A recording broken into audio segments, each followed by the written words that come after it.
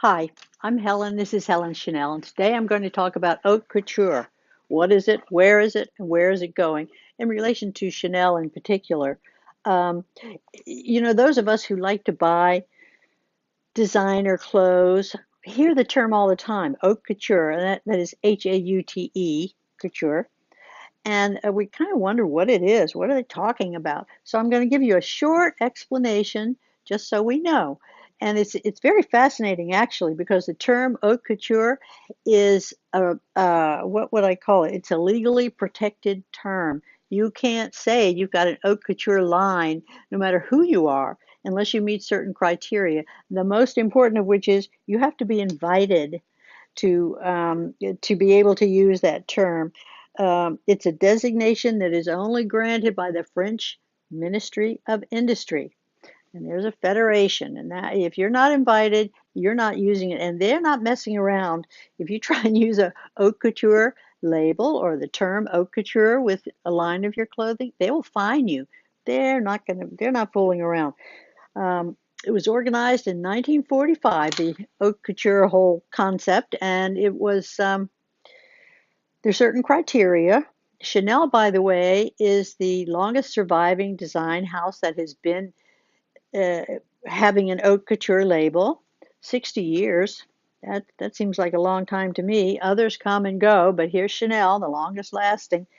You have to have a Parisian workroom, and you have to have at least 20 people to work on these clothes because these clothes are very expensive, very personalized, very custom made. The very best workmanship is done on these.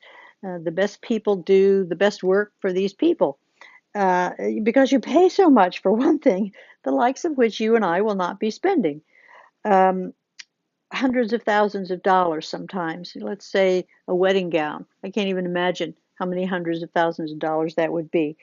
So the main criteria is you have to have an invitation by the Federation to even go on the runway with your haute couture collection. Now, Chanel has two collections a year of the haute couture. There's a spring summer one and there's a winter fall one. So you have to have a certain number of items as well. It used to be 50, but now it's down to 25. I have no idea what the reason for that is. I'm sure there is one, but that's all. That's what I can tell you about it.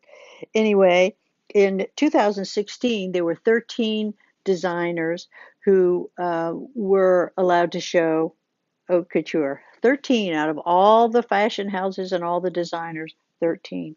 So they're very specific and very demanding, and you really need to have people that do the best of the best of the best. So um, there's no profit, by the way. If you think about it, it takes 100 hours to make a haute couture suit and 1,000 hours to make a wedding gown. Those are generalizations, of course. You can have a wedding gown that's like a huge ball gown with pearls all over it. Well, they're all put on by hand, so that would be more than 1,000 hours by however many people are working on it at the same time.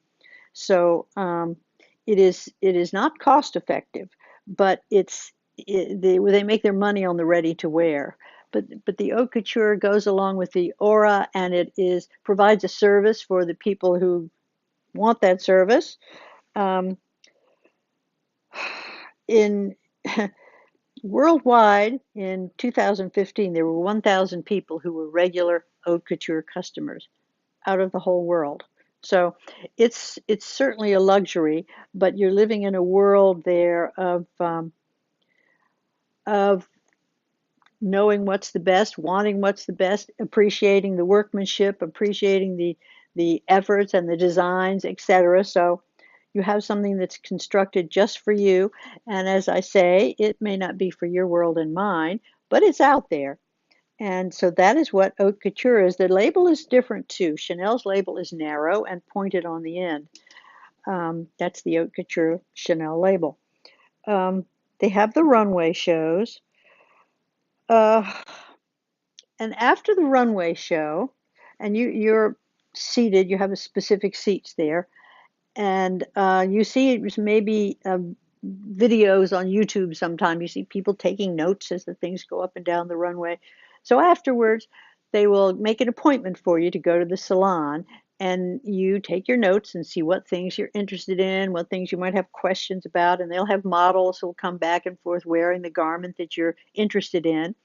And the regular clients have body models. Basically, it's not a body model; it's a dress form that has their exact measurements, so they can see how the dress would look on them. And when they're working on the dress, they're working on something that is exactly the right size. So those just stay there in the salon, and they're for you if you happen to be one of those people that can buy haute couture, and you're invited to do that. After that, they take the dresses and the whatever that were in the show, and they send them around the world to different boutiques, and they so that special clients can see them who couldn't get to the show in Paris, let's say.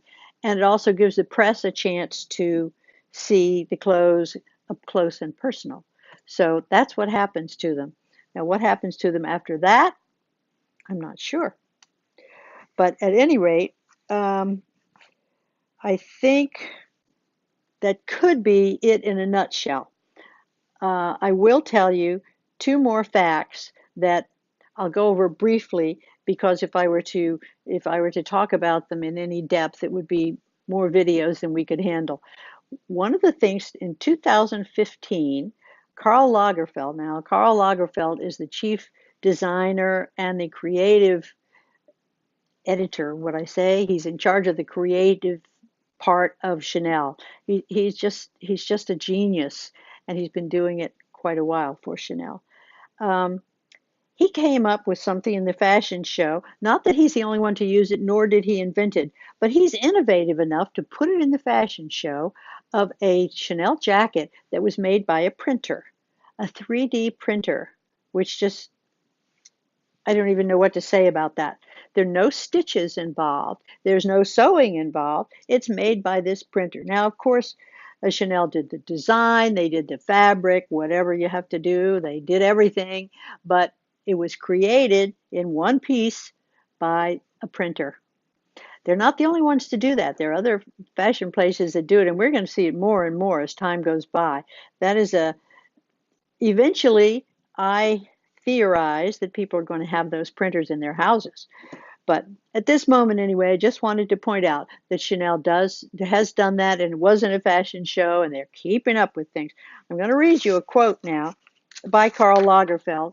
I hope it may not be word for word, so let me qualify that, but here is the idea. What keeps couture alive is to move with the times. If it stays in the woods like Sleeping Beauty in the woods as an icon forever, you will forget it. The woman who buys couture today is not the bourgeois of the past. They're the young modern woman. There's something to be said for that.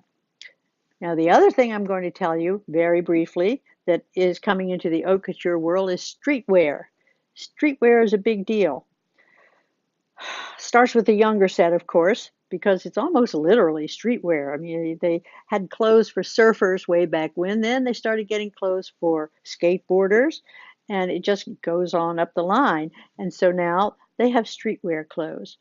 And one of the companies, Vetman, I believe they call it.